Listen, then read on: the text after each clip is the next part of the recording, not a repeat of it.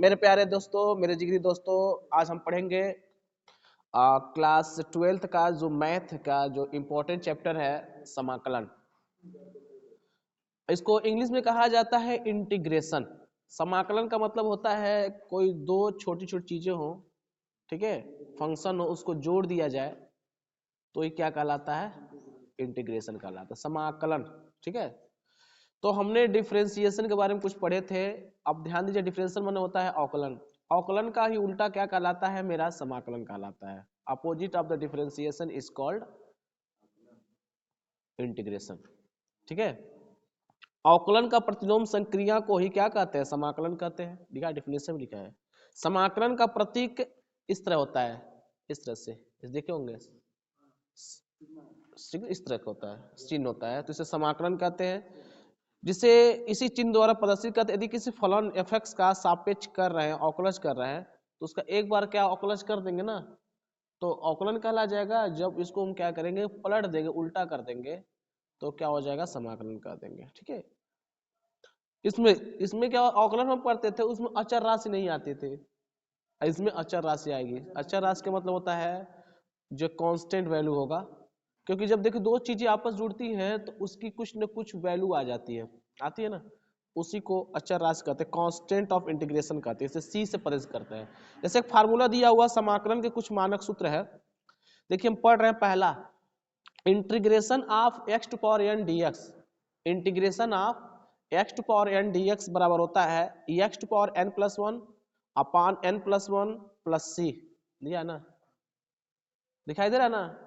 सूत्र देखिएगा, integration of x to power n d x बराबर होता है x to power n plus one upon n plus one plus C होगा। C हमेशा आएगा।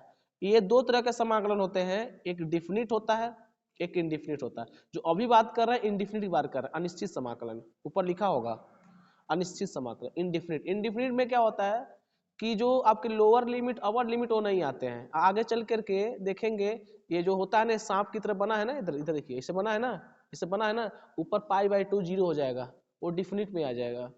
उसमें सी का मान नहीं दिया रहेगा, अगर दिया भी रहेगा नहीं दिया रहता सी का मान। ठीक है, उसमें ध्यान दीजिएगा। अब कैसे इसको याद रखेंगे? X to power n d x का इंटीग्रेशन में देखिए एन है ना, एन को ऊपर जोड़ दिया, एक एक जोड़ा जाता है इसमें, क्योंकि समाकलन का मतलब जोड़ होता है, एडिशन होता है। तो नीचे भी उतना ही लिख देंगे, जितना ऊपर जोड़े हैं उतना नीचे क्या होगा, कर देंगे। ठीक है, अब आते हैं दूसरा। अगर अकेला है, इंटीग्रेशन ऑफ डी एक्स है, तो उसका समाकलन कितना होता है? एक्स प्लस सी होता है। किसका कितना होता है? एक्स प्लस सी होता है। अब देखिए उसमें बताए थे, डिफरेंशिएशन बताए थे, उल्टा होता है इसका, सेम टू सेम उल्टा होता है। उसमें साइन का कॉस एक्स था डिफरेंशिएशन में, यहाँ पर क्या कॉस एक्स क्या होगा? साइन एक्स हो जाएगा। ध्यान दीजिएगा। अब तीसरा फार्मूला दिया हुआ integration of cos x D x बराबर होता है साइन एक्स प्लस सी होता है। ठीक है, जब कहीं पर integration of cos x D x दिया रहेगा तो उसका फार्मूला क्या होगा? साइन एक्स प्लस सी होगा। ठीक है, इसी प्रकार साइन एक्स दिया रहेगा तो minus cos x plus c हो जाएगा। इसी प्रकार integration of sec square dx रहेगा तो tan एक्स प्लस सी हो जाएगा। ठीक है, कोसेक स्क्वायर इंटीग्रेशन रहेगा तो minus cot x plus c हो जाएगा। बात समझ आ गया? इंटीग्रेशन ऑफ अगला जो सातवां दिया है, integration of sec x tan x dx दिया रहेगा तो सेक एक्स प्लस सी हो जाएगा। बात समझ आ रही ना? Integration of cosec x cot x dx रहेगा तो minus cos x plus c हो जाएगा। बात समझ रही?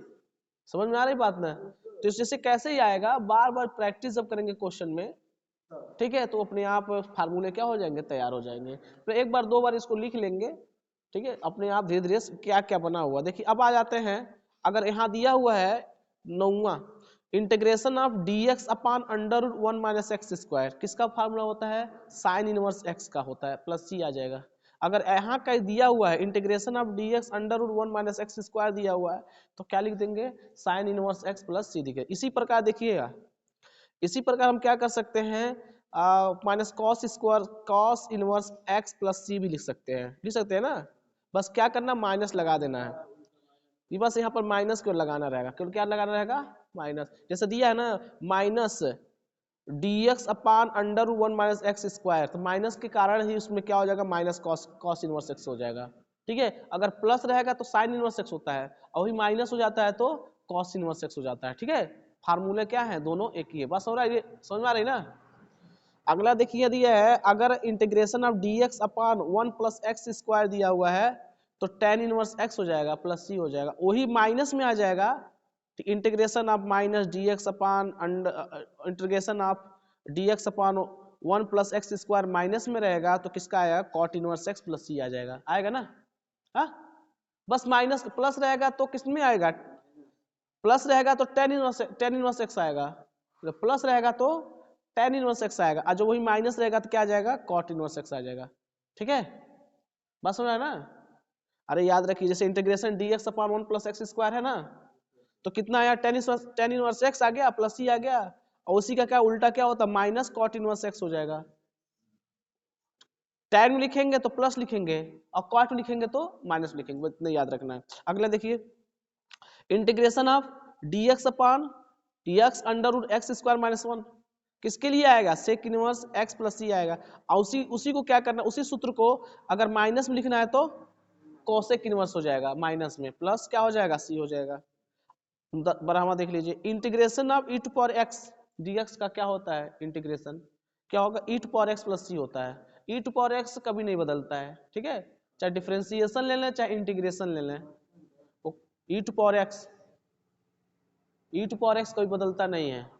ठीक है, अब देखिए इंटीग्रेशन 1 अपॉन एक्स दिया है ना dx, इसका कितना होता है, log x होता है। अगर इंटीग्रेशन 1 अपॉन एक्स कहीं नीचे है, 1 अपॉन एक्स दिया है ना, वो कभी आपस में बदलता नहीं है। अब देखिए integration a to power x dx जो होता है, a to power x upon log a plus c होता है, where a is greater than 0 and a is not equal to 1। ठीक है, अब इसमें बहुत सारे गुणधर्म दिए हुए, अनिश्चित समाकलन के गुणधर्म। ठीक है, अगर कहीं दिया है dy dx of integration of fx dx दिया है तो इसको क्या लिख सकते थे, fx लिख सकते हैं, क्योंकि उल्टा क्या होता है, डिफरेंशिएशन उल्टा क्या होता है, इंटीग्रेशन होता है। जब डिफरेंशिएशन इंटीग्रेशन दोनों एक साथ रहेंगे तो आपस में कट करके वही वैल्यू क्या हो जाएगी, प्राप्त हो जाएगी। ठीक है, ये देखिएगा, जहां सी क्या है, एक स्वच्छ अचर है, बहुत सारे नियम होते हैं, अभी नियम उसको पढ़ेंगे। देखिए आपके सामने बहुत सारे क्वेश्चन दिए हुए ना, इस क्वेश्चन को अब हम लोग किया जाए तो पहला टॉपिक क्या हो जाएगा मेरा, समाप्त हो जाएगा। ठीक है, थैंक यू।